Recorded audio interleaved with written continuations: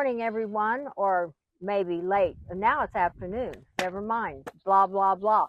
Hi, everyone. Welcome to episode 21 of Do You SaddleBrooke. My guest today is Ray Kuhn, our general manager, and he is also in charge of our new CAM clearing staff, the goat grazing program. I had to kind of look down to read that because it was like a tongue twister for me. Welcome, Ray. Well, thank you, Darby. Thank you for having me. Well, it's exciting for me to meet staff and talk to them and introduce them to everyone. And before we get to our lovely little goats in this area, I want to know who Ray Kuhn is. All right, sure. I want to know about, because like me, I have an accent. And I've always detected that you have an accent. Where did you come from? You're growing up, parents, siblings, school. Yeah. What are your favorite subjects? College. Did you play sports? Anything you can tell us about Ray Kuhn? All right, let me do that. Okay. So I grew up in central Pennsylvania, about halfway between Harrisburg, the state capital, and Penn State University. Ooh. So I grew up with one brother and two sisters, fairly modest economic means, but and a traditional Protestant family. So, you know, pretty typical for central Pennsylvania at that time. Yeah. So sports, of course, love sports, participate in sports, watch sports, go Eagles. Eagles? Eagles, Philadelphia Eagles, and Penn State Nittany Lions. But yeah, I participated in wrestling. You know, my stature was not appropriate for a football career, so I was a wrestler and a baseball player. Oh, baseball. Mm-hmm. You and Darren have a lot to talk about. Darren also was heavily involved in sports growing up. He was. And, in fact, in the Philadelphia area. So, yeah. Well, speaking of wrestling, Mm-hmm. have you heard about the new RAF, and that is Real American Freestyle Wrestling that Hulk Hogan started? I have heard of that, and actually a former alumnus of Penn State University is a big part of that, Bo Nichols. Uh-huh. He's going to be competing in the first event. So, and yeah, that's tomorrow. Cool. It's tomorrow, yeah. Yeah, so I still follow wrestling to a large degree, high school and college wrestling. So perfect. But favorite sports probably to watch on TV at least is football. It's football. All right. Go Cardinals, Chiefs, Seahawks. Okay, whatever. Did you move around a lot? Because I want to know what brought you to Tucson. Actually, I've only lived in 3 states, Pennsylvania for the large part of my adult life. I went to a technical engineering school in New Jersey for 3 years, and then moved to Allentown, Pennsylvania to start my career in Bell Labs. So a lot of technical engineering in my background and project management. You mentioned one time that when you moved to Tucson, you started your own little business. Oh, yes. So upon retirement, I spent 32 years in the engineering career. Started in Bell Labs, as I said, and actually retired from Intel Corporation. So Intel has a location up in Chandler, Arizona, and I would visit there occasionally. But what really brought me here was my in-laws at the time had a home in the Highlands on Dove Mountain, and we would visit them often in the winter to get out of Pennsylvania. And I really began to love the landscape around Arizona and the West, if you will. You know, if you can't find something to do in Arizona, there's still lots to do in Utah and California, and et cetera. Sure. So a very very avid outdoorsman. So I do lots of hiking, and in fact, I'm preparing to hike the John Muir Trail here in just a few weeks. Good. In California. Uh-huh.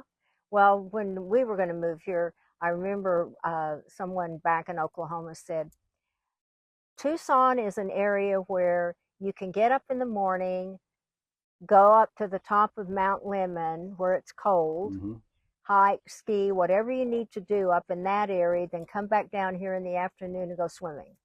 True that, yes. Yeah, so one of my early visits happened to be on Super Bowl weekend, and I did in fact go to the top of Mount Lemmon and played in the snow. There was about 6 inches of snow there. came down and watched the Super Bowl in a pair of shorts and flip flops on the patio. So Yeah, yeah, very yeah, true. it is true. I guess you moved to the Highlands. Hmm. Did you ever visit Saddlebrook before you started Mm, working here? I certainly had been in the area hiking.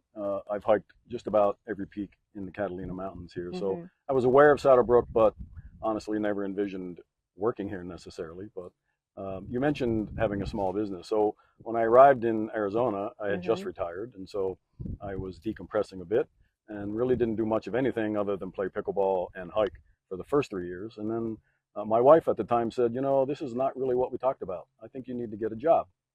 So I did get a job. I got a job at Summit Hut, which is an outdoor hiking and camping store. And Yeah. she said, that's not a job. So when the opportunity arose to come into Saddlebrook 2 as their facilities director, I took that opportunity. Well, good. Um, I guess kind of moving into that a little bit. Hmm. What positions you came in? Because I remember you back in that back room with Yep. Denny, and I'd kind of saunter in there and sit and Yes. talk with you guys, and you were always helpful with me. So, because I like the upward mobility, promoting Mm, within. mm. What positions? So I started as the facilities maintenance director. Mm-hmm. Walter Yazzie was here at the time, and I reported to him. Mm-hmm. And then when he became the general manager, he asked if I would be interested in taking on an expanded role of the assistant general manager. And so ultimately I agreed to do that. And so that was the next step. And then when Darren came in, he became the chief operating officer. And so I said, geez, am I the assistant chief operating officer or the assistant GM or the GM? And anyway, long story short, uh, that's where I got the promotion to general manager. Did you have to study or take studies prior to becoming general manager, or have you since taken studies? Yes, I have. So I'm a member of the Community Associations Institute, and I've attended several conferences that they offer, along with classes at the time of those conferences. So yes, I've taken on some additional training over the last couple of years. Well, great. Do you and Darren share responsibility?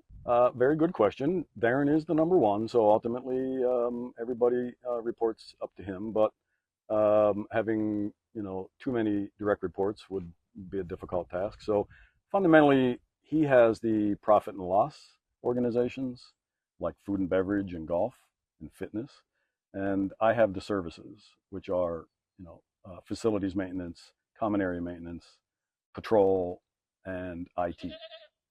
These lovely little creatures over here. Is it lonely for you and Darren to have little staff meetings on Monday? I mean, it's just the two of you. In fact, it's not really the two of us. We Darren has a directors staff meeting where all of the directors, Hmm. somewhere around a dozen directors, uh, every other Thursday.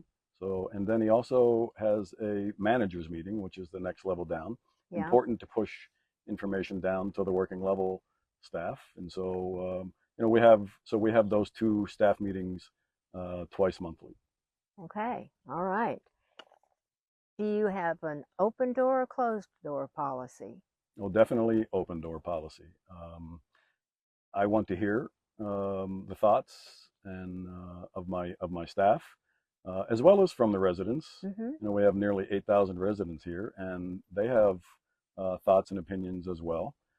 Some of them, many of them, are subject matter experts. So where I see the opportunity, I certainly try to leverage their experience and expertise. And that helps you with residents and getting to know the people a little bit, because I'm hoping that some of that trickles in then to you. Sure, it does. I mean, at the end of the day, we're here to make this a premier active adult community for our members. What is the weirdest or funniest request you've had? Definitely the funniest request that I've had was from a woman who attends the Desert View Fitness Center.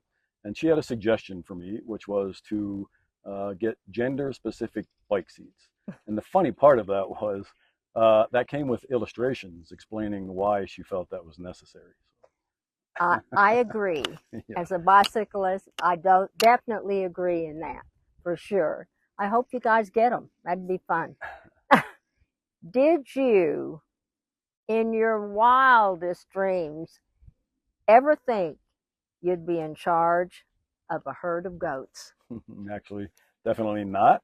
But when I got responsibility for the common area maintenance team, I Mm-hmm. tell people I've had to learn and adapt uh, to more things involving landscape maintenance and common area maintenance than I ever wanted to really know. But here we are, and I've enjoyed the run.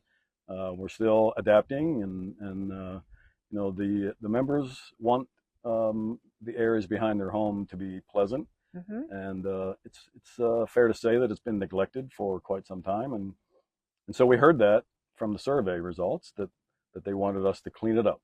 Well, the most efficient and simplest way to do that was with heavy machinery, and as you know, our residents, not all the residents appreciated that. So we're adapting, and this was not my idea, but it came through the common area committee. The idea of using herd of goats to help us manage the landscape, and yeah, I thought immediately, well, this is a win-win, right? How can we lose at this if we can keep them out here safely? And I thought that that was a great idea, and so I was an advocate from day one. Good. What metrics are you using to evaluate the success of our goat program? Well, I think the first thing is the first question was, will the goats, in fact, eat what we want them to eat, which is the invasive species that are here. I believe we have 9 invasive species here in SaddleBrooke, which we've identified. And after our pilot program, we discovered that, in fact, they do primarily go after the green stuff, the invasive stuff. Once in a while, they'll nibble on a dead prickly pear cactus, which, in my view, that's their dessert, their potato chips, if you will, the prickly pear pads that are now, you know, hardened, Yeah. and they really seem to enjoy them. So we try to discourage any activity or grazing on the cacti, but occasionally they still do that for sure. Looking out, being around the goats right now, and being here, and being on the golf cart, I notice that when you drive around and when they're maybe closer to the road or maybe off hours, people like to come up and sit and watch them. Yes, they do. Have you had any incidents where you've had to say, don't feed the goats? No, we haven't really have had many issues at all. When we started the pilot program, which was just on the other side of Clubhouse Drive along hole 6 and 7, the goats were very close to the road. So Uh-huh. we did have a lot of people interested in viewing Oh, them. And I thought seriously about putting a lemonade stand out there and actually well, making a little revenue for the HOA. sure, But, sure. Has anybody ever forgotten that the fence is electric or that they might touch it? no, I think our communications have been pretty thorough in that that electric fence is in fact electrified Yeah. and that you should avoid it at all costs. Well, sure. And Uh, if they bend over to say, "Oh, here, I like to pet that one." yeah, that would not be a good situation. It is high voltage but low current, so I Okay. wouldn't think it would hurt them, but it certainly will startle them. Let's talk about the dog. I Yes. thought the dog slept over, Okay. Yeah. and I'm finding out right now that the dog doesn't sleep over; just spends the day. Great question. It's a herding dog. It's Mm-hmm. a border collie. Yeah. Its name is Orion. Oh, We've just learned that today, and so she is also she is also in training. She's not really a well-established uh, goat or sheep herder at this point, but she's learning.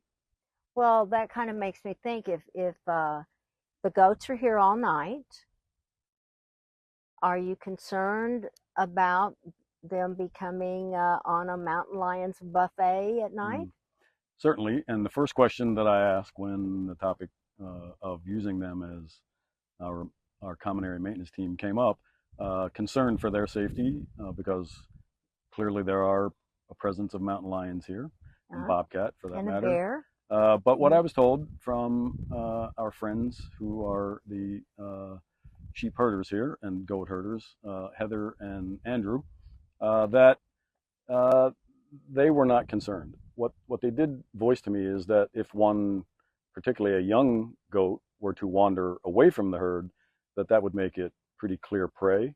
So they try to keep them corralled pretty closely together. Good. And they're managed and owned by Nature's Surprise Ranch LLC.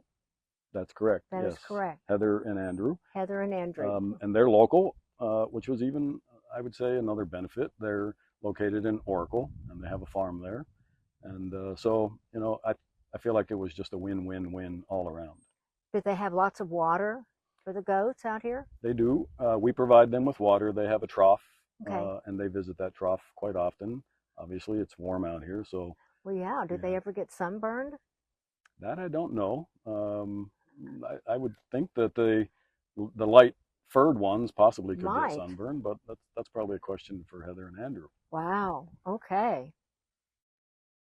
All right, now, this is my fun part. Okay. If you saw Darren's interview, you know that I like to ask some rapid fire questions. Okay. And so you have to answer them quick. You don't win anything, but you might want to do as good as your boss. I will do my best. Okay. If SaddleBrooke had a mascot, would it be either Toby the tenacious tortoise or Olive the opinionated owl? I like owls, so I would say the opinionated owl. Okay, that might fit right in. Which is harder, managing a budget or managing a golf cart parade? Managing a budget is definitely a year-long process. We're monitoring the budget every day, and the reserve budget and the operational budgets. We're in budget season now. It's a lengthy process, but in the end, we try to do the best we can to keep that at a reasonable level of the assessments for the homeowners. What's more unpredictable? And I think Arizona weather or a Monday morning staff meeting?